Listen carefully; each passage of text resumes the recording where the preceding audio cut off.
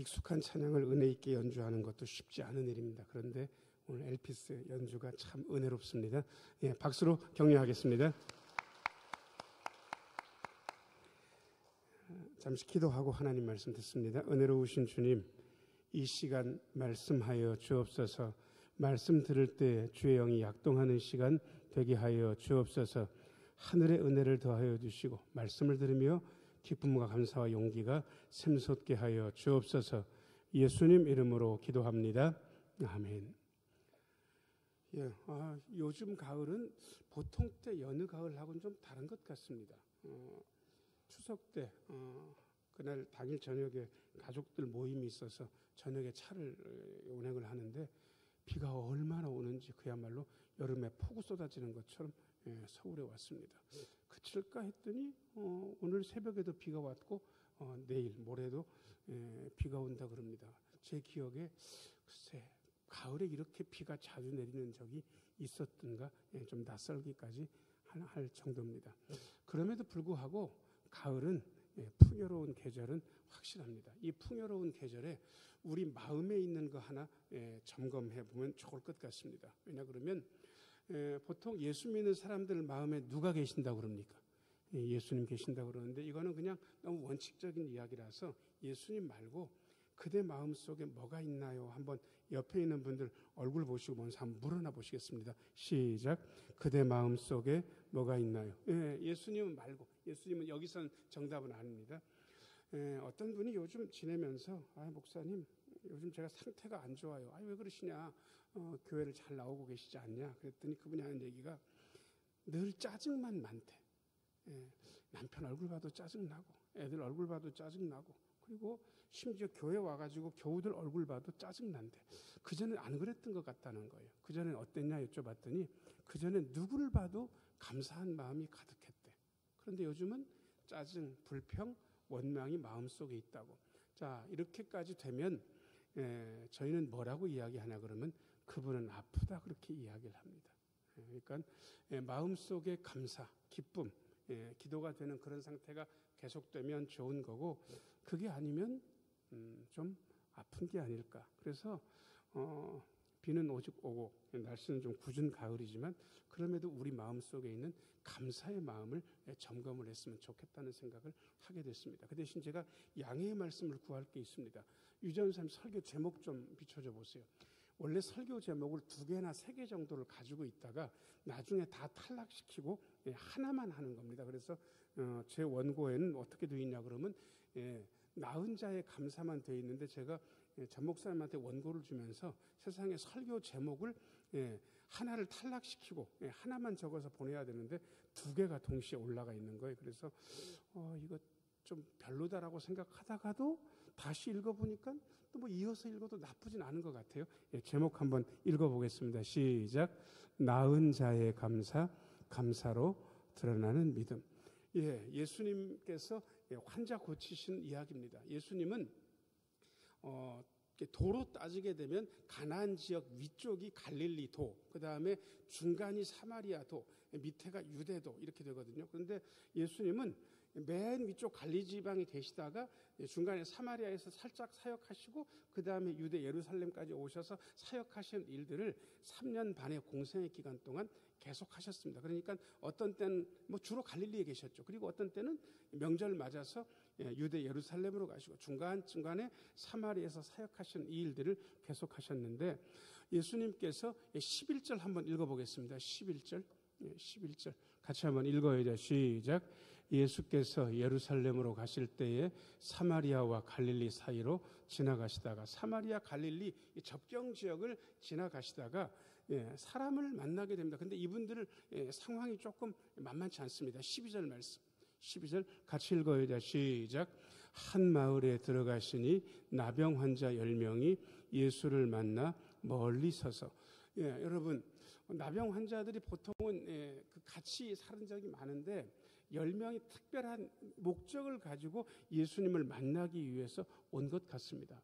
이 나병은 요즘도 사실은 법정 전염병이기 때문에 이 발병 사실이 알려지게 되면 식구들이랑 같이 못 있습니다. 격리돼야 되거든요. 그런데 예전에는 단순히 격리의 문제가 아니라 이 나병은 하나님께 벌받아서 받았다라는 그러한 인식이 율법 아래 깔려져 있습니다. 그러니까 나병 환자들은 자기 몸이 상하는 것도 고통스럽고 사람들의 인식도 고통스럽기가 그지없었습니다. 그리고 심지어 이분들이요, 유전사님 그 12절 비춰줘 보세요. 맨 밑에 줄 같이 한번 읽어야 돼요. 시작. 예수를 만나 멀리 서서. 왜 그러냐 그러면 이게 율법에 나병 환자는 어떻게 하게 되어 있냐 그러면 자기 손으로 입술을 가리고 이렇게 외치게 되어 있습니다. 저는 부정합니다. 저는 부정합니다. 가까이 오지 마세요. 이렇게 하게 되어 있는 거예요. 자기 자신을 부정하다고 외치고 일반 사람들에게 접근하지 못하게 되어 있어요. 여러분, 병이 낫고 싶어서 예수님을 만나기 위해서 왔는데 가까이 나아갈 수 없는 거예요. 저는 12절 보면서 안타깝기가 그지없었습니다. 요즘은 나병에 대한 전염성이 거의 의학적으로 확정이 됐기 때문에 심지어 거기서 손잡기도 하고 그렇게 해도 전염이 안 된다는 걸 이미 우리는 알고 있습니다. 그런데 이때는 전혀 그런 때가 아니거든요. 그러니까 멀찍이 선 거예요. 이럴 때 저는 이런 느낌을 느꼈습니다. 몸은 멀리 있지만 마음은 간절하다는 사실. 자, 저를 따라서 하세요. 몸은 멀지만 마음은 더 간절했습니다. 제가 이거 경험한 적이 있습니다.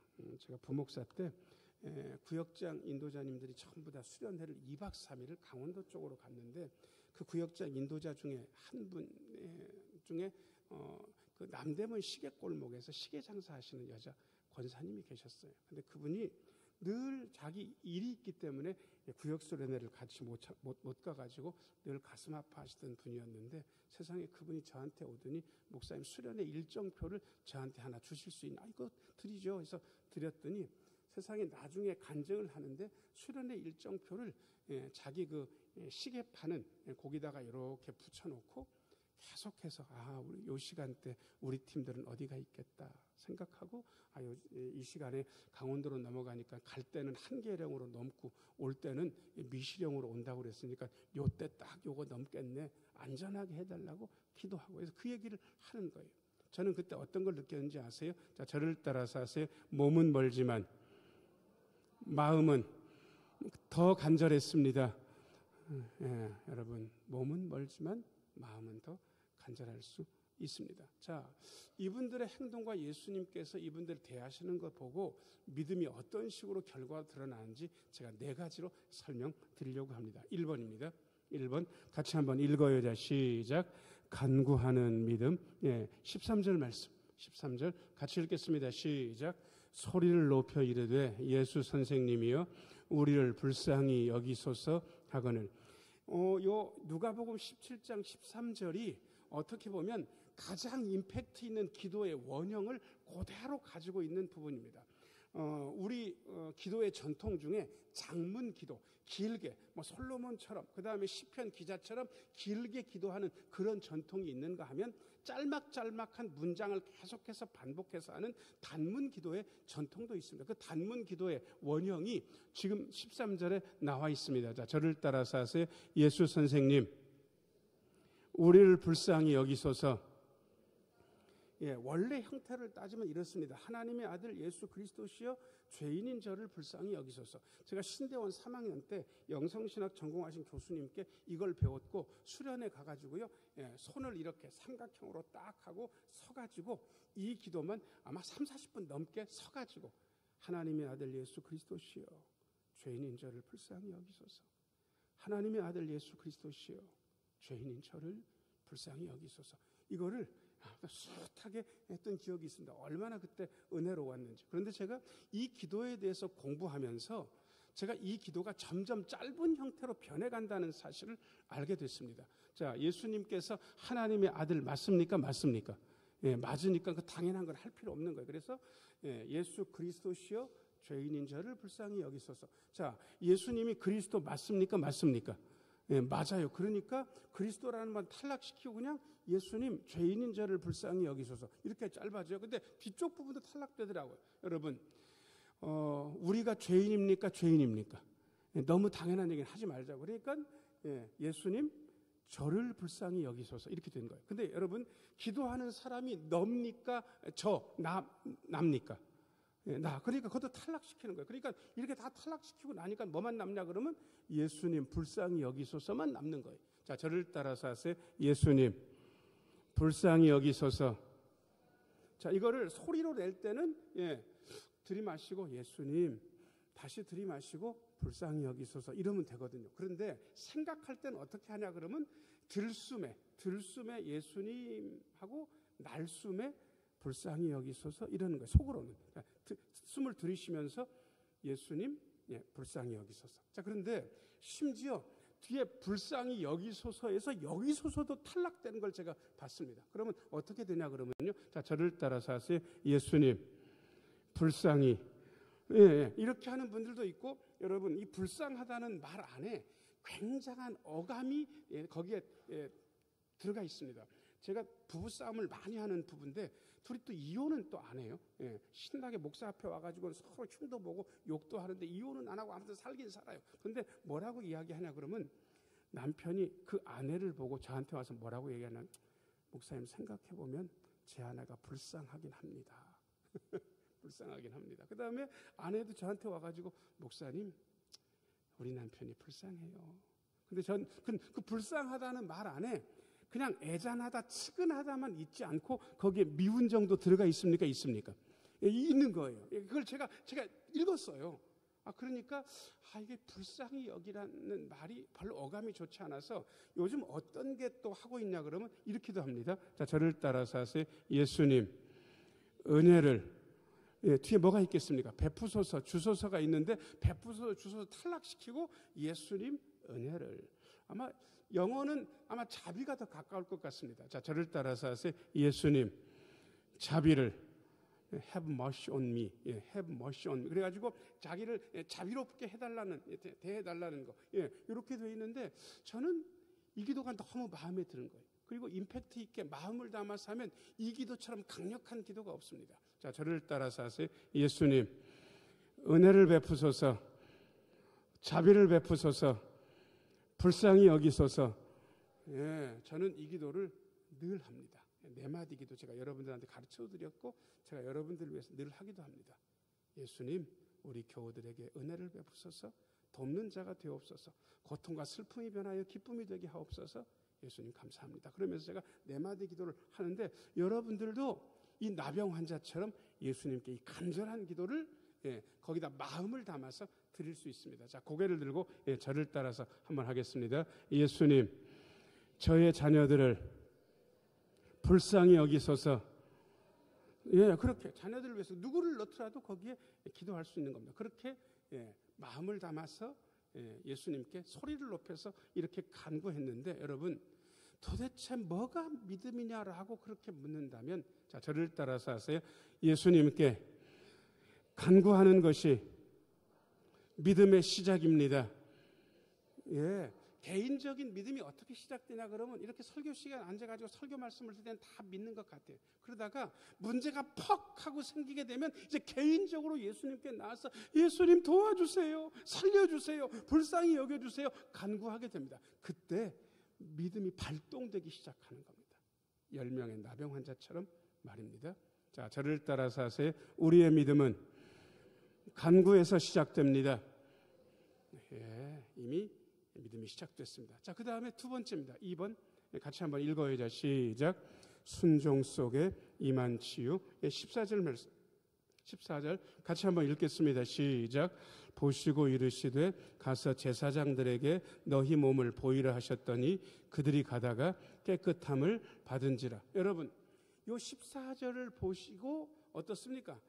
따뜻하게 느껴집니까? 약간 쌀쌀맞다고 느끼십니까? 어느 쪽입니까? 왜냐 그러면 저는 이 14절만 보면 비교군이 없어서 안 되는데 제가 마태복음에서 예수님께서 나병 환자 치유하시는 장면을 얼마 전에 읽었거든요. 거기 어떻게 되어 있냐 그러면 나병 환자가 와서 이렇게 예수님께 말씀드렸습니다. 선생님 원하시면 저를 깨끗하게 하실 수 있습니다. 그래? 내가 원해. 너는 깨끗함을 받아라. 그러면서 예수님께서 그 나병 환자의 환부에다가 손을 대셨어요. 안수하신 거예요. 안수하시고 내가 원하노니 깨끗함을 받으라 말씀하시고 그 나병 환자가 그 즉시로 나았고 제사장한테 몸을 보이라 하셨거든요. 그런데 14절 말씀은 이렇게 안수하는 게 드러납니까? 없습니까? 그냥 10명이 나병 환자가 와가지고 선생님 불쌍히 여기소서 그러니까 야 가서 제사장들한테 너희 몸을 보여. 여러분 굉장히 행정적이고 사무적이지 않습니까? 예수님의 따뜻함이 여기는 1도 안 들어가 있는 거예요. 저는 이게 불만이 많은 거예요. 예수님이 만져주셨으면 저 따뜻하고 좋지 않았을까? 그런데 이렇게 생각하다가도 여러분 예수님께서 기적을 일으키시는데 기적을 일으키시는 방법은 우리가 정하는 겁니까? 예수님 소관입니까? 잘 모르세요? 그럼 제가 다시 한번 해볼게요. 제가 어렸을 때 저희 동네 엿장수가 꽤 자주 왔습니다. 그러면 뭘 바꿔 먹냐 그러면 그 양반들이 양은 냄비 같은 거나 아무튼 쇠부치 같은 거 있으면 잘 받아줬거든요. 그래서 저희 어머니도 몇 번 오면 저한테 그걸 주신 기억이 나가지고 근데 하필 그때 저희 어머니가 없어서 구멍난 양은 냄비 같은 게 있나 이렇게 봤더니 세상에 구멍난 게 하나도 없는 거예요. 그래서 제가 엿은 오지게 먹고 싶으니까 남비가 좀 허런 게 있길래 그걸 가지고 돌멩이 뾰족한 데다가 빡 찍어가지고 구멍을 냈어요. 그리고 가가지고 엿을 바꿔가지고 오긴 왔는데 엿 먹을 때는 좋았는데 저희 어머니가 오셔가지고 죄송합니다. 제가 시골 사람이 돼가지고 한두 대 뒤지게 맞았습니다. 여러분 엿장수가 온 거를 제가 어떻게 알았을까요? 동네 온 거를 가위질로 하는 거예요. 엿장수 가위질은 어떻게 합니까? 337로 합니까? 448로 합니까? 자기 마음대로입니까? 그게 엿장수의 권한인 거예요. 엿장수는 자기 마음대로 가위질을 하는 거예요. 기적도 마찬가지. 기적은 우리가 원하는 때에 원하는 방식으로 우리에게 오지 않아요. 자, 저를 따라서 하세요. 기적의 방법은 예수님 소관입니다. 이번에 안수 안 하셔. 야, 제사장에 가서 몸을 보여. 끝. 그런데 문제는 그 뒤에 기가 막힌 일이 일어납니다. 제사장에 가서 몸을 보이라 하셨더니 14절 맨 밑에 줄 같이 한번 읽어야 돼. 시작. 그들이 가다가 자 언제쯤이었을까요? 자 예수님 말씀을 듣고 탁 몸을 돌이켜서 가는 시작쯤이었다. 아니 예수님이 말씀을 듣고 그래도 몇 분 정도 걸어간 다음이었을 거다. 아니 제사장한테 거의 다 가가지고 그때쯤이었을 것이다. 자 1번과 2번과 3번으로 나누지 않을 겁니다. 왜냐 그러면 그게 여기에 나옵니까? 나오지 않습니까? 나오지 않아요. 아니 가긴 갔는데 그게 가는 시작점인지 가는 중간 지점인지 가는 막바지였는지 14절엔 안 나온 거예요. 이럴 땐 확실한 감은 얘기하면 됩니다. 자 저를 따라서 하세요. 순종하면 그 순종 속에서 기적이 일어난다. 순종의 처음이었는지 순종의 중간이었는지 순종의 나중이었는지 그건 잘 모르겠습니다. 심지어 오병이어의 기적도 그래요. 예수님께서 한 5천 명 남자만이니까 한 2만 명 넘었을 거예요. 50씩 100씩 팍 앉히시고 야 뭐 먹을 게 있냐 그랬더니 선생님 이거밖에 없습니다 해서 가져온 게 보리떡 5개 물고기 2마리. 그거 가지고 감사기도 하시잖아. 아마 쫙 들어 올리시고 감사기도 하셨을 거예요. 그리고 나눠주라 하시는데 자 딱 들어 올리고 감사기도를 딱 하자마자 보리떡 5개 물고기 2마리가 광주리 안에 보리떡은 한 10대 개로 늘어나고 물고기도 팍 늘어났을 것이다. 1번. 그 다음에 2번은 분명히 그냥 5개 하고 2개가 맞는데 나눠주긴 그냥 5개 2개를 쪼개가지고 나눠주는데 나눠주는 어느 중간에 아무튼 모자라지 않고 계속 나누게 됐다. 2번. 자 1번과 2번 중에 어느 걸 것 같습니까? 1번입니까? 2번입니까? 이런 걸 이렇게 이야기합니다. 자 저를 따라서 하세요. 순종하다 보면 어느새 기적을 체험하게 됩니다. 뭐 하다 보면? 순종하다 보면. 언제인지 잘 몰라요. 그건 예수님 소관. 어떤 방법? 그것도 잘 몰라요. 예수님 소관. 그러나 분명한 거 하나는 순종해야 믿음의 결과가 드러납니다. 자, 저를 따라서 하세요. 순종해야 믿음의 결과가 드러납니다. 근데 순종도 하지 않으면서 그냥 하루하루 살아.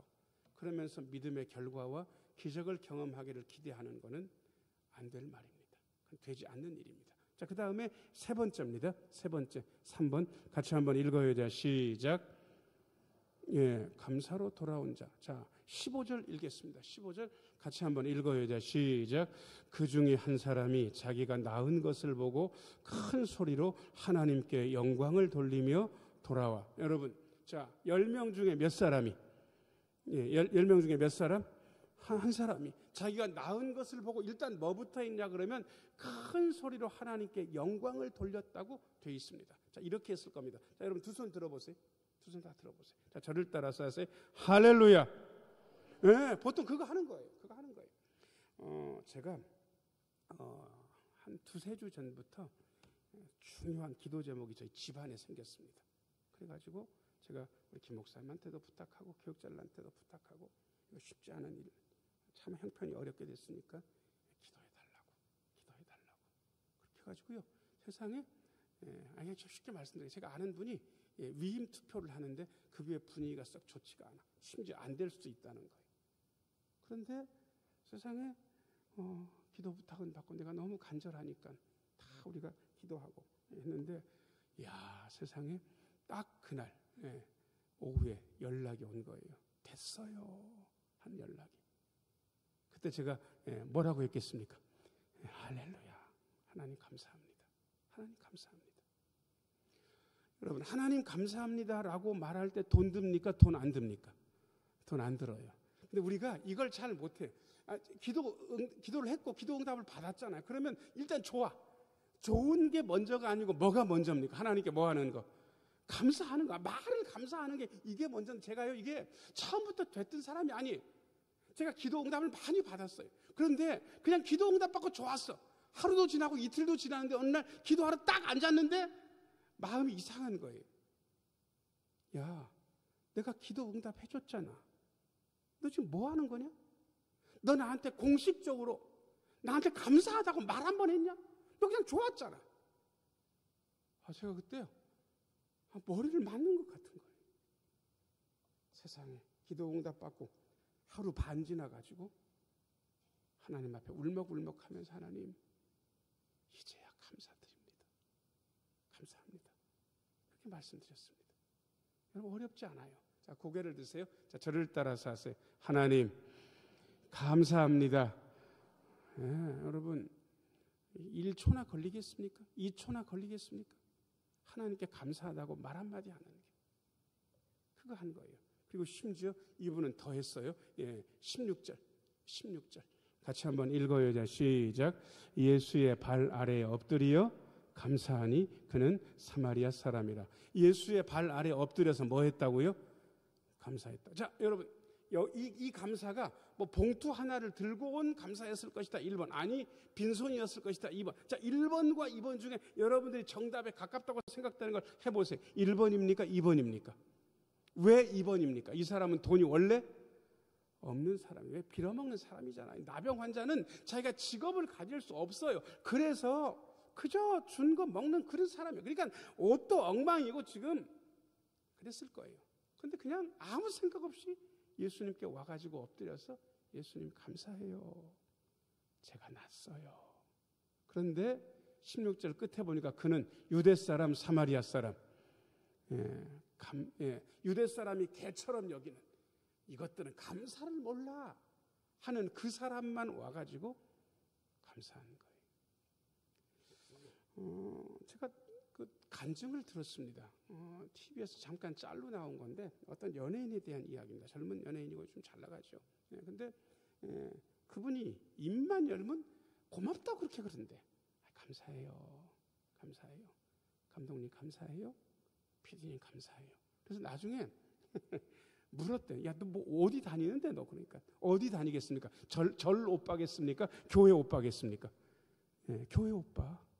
교회 오빠인데 그냥 입만 열면 감사하는 거예요. 여러분 왜 그런지 아세요? 자, 저를 따라서 하세요. 감사가 믿음의 열매입니다. 감사하는 거예요. 제가 여러분께 늘 감사합니다. 설교 끝나고 예배 끝나고 여러분 갈 때 제가 고맙습니다. 감사합니다. 인사를 많이 하는데 어떤 분은 놀라는 것 같아요. 나 목사님한테 별로 해드린 게 없는데 목사님이 나한테 감사하지? 왜 해드린 게 없는 게 아니냐 그러면 여러분 집에 가가지고 남편 얼굴을 이렇게 해가지고 30분을 연속으로 보신 적이 있으신 분 손 들어보세요. 요 근래 들어서 이렇게 남편 얼굴 이렇게 아내 얼굴을 30분 정도 계속 보신 적이 있는 분 손 들어보라고. 아무도 없죠. 근데 저는 남편과 아내도 하지 않은 이 일을 거의 설교 시간에 계속해서 당하고 있는 사람입니다. 여러분, 저 이렇게 얼굴 마주치면서 저 보고 계시잖아요. 그 남편과 아내도 그렇게 하기 힘들어요. 그런데 이렇게 보고 계시고 가끔 고개도 끄덕여 주시고 어떤 때 아멘 하는 거예요. 제가 감사 안 해야 됩니까? 감사하는 게 맞습니까? 감사하는 게 맞지. 그렇잖아요. 감사하는 게 맞지. 그리고 그 감사가 저의 믿음의 열매입니다. 자, 그 다음에 네 번째입니다. 네 번째. 같이 한번 읽어야 돼. 시작. 주님의 인정과 구원. 17절 말씀. 17절, 17절, 18절 같이 한번 읽어야 돼. 시작. 예수께서 대답하여 이르시되 10사람이 다 깨끗함을 받지 아니하였느냐? 그 9은 어디 있느냐? 이 이방인 외에는 하나님께 영광을 돌리러 돌아온 자가 없느냐 하시고. 자, 17절 유전사 붙여보세요. 자, 이게 맥락을 잘 읽는 게 중요합니다. 이 17절을요, 어조에 따라서 굉장히 달리 들릴 수도 있습니다. 일단 이렇게 말씀하셨다고 쳐보자. 야, 다 났잖아. 니만 온 거야? 나머지 아버 어디 갔어? 이 말도 안 되는 짓들을 저지르고 있어. 다 와서 감사해. 너 혼자 온 거야? 너 혼자? 너 이방인인데 너 혼자 온 거냐고? 자, 지금 굉장히 짜증조지요. 그야말로 책망조지요. 이렇게 말씀하셔서 가능성이 없잖아. 있긴 합니다. 그런데 이거 말고 이렇게 말씀하시면 어떻습니다? 야, 다 나았잖아. 근데 9은 어디 갔지? 너 혼자 온 거야? 너 이방인인데 너 혼자 감사하러 왔냐고. 자, 이건 아마 탄식조인 것 같습니다. 제가 1번, 벌컥한 거는 책망조. 2번, 부드럽게 얘기한 건 탄식조. 자, 그러면 17절과 18절은 1번 책망이다, 2번 안타까움으로 인한 탄식이다. 자, 1번과 2번 중에 어느 걸 것 같습니까? 1번이 2번이? 2번. 우리가 감사를 제대로 하지 않으면 예수님께서 화내거나 그러시진 않을 것 같습니다. 그런데 탄식은 하실 것 같습니다. 야, 내가 이렇게까지 베풀어 준 게 많은데 아직까지도 감사를 모르나? 아직까지도 감사를 못하나? 탄식하시지 않겠습니까? 저는 17절 볼 때 예수님의 탄식 소리가 들렸습니다. 그 9은 어디 있느냐? 그리고 돌아온 그 사마리아 사람에게 예수님께서 기가 막힌 말씀을 해주십니다. 19절 말씀. 19절 같이 한번 읽어야 돼. 시작. 그에게 이르시되 일어나 가라. 내 믿음이 너를 구원하였느니라 하시더라. 보통은 내 믿음이 너를 구원하였느니라라는 이 말은 병이 나을 때 씁니다. 주님 믿습니다. 그럼 내 믿음이 너를 구원했다 그러면 병이 낫는 거예요. 그런데 19절은 이게 병이 낫는 겁니까? 그 다음을 얘기하고 계신 겁니까? 그 다음, 왜냐하면 이미 나았거든. 이미 나은 그분한테 너 믿음이 너를 구원했다라고 말씀하시는 것은 단순한 치유를 얘기하시는 게 아닙니다. 너의 그 감사하는 믿음은 영원한 구원과 이어지는 것이다라고 예수님께서 말씀하고 계십니다. 자, 저를 따라서 하세요. 감사하는 믿음은 영원한 구원으로 이어집니다. 영원한 구원으로 이어지는 감사하는 믿음.